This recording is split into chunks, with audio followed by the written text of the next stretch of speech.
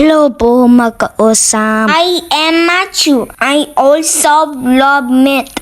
Numbers are very important. I love adding numbers. Watch me solve a problem. Enjoy the video. God bless us all. See you next time. Hello po! Sana po natuwa kayo sa voiceover ni Raven. Nakakatuwa talaga siya dati, ayaw niya mag-voiceover. Ngayon, game na siya. Ang technique pala ni Raven sa pag-solve ng mga math problems ay tinatawag na mental math. Yung hindi siya nagbibilang sa kamay. Dati, marunong siyang magbilang sa kamay. Pero ngayon, titingin siya sa taas, titingin siya sa gilid, at isa-solve niya yung math problem. Siguro dahil addition lang naman ito at saka yung mga filling the missing numbers or adding more or less the numbers. Kaya pwede pang i-mental math.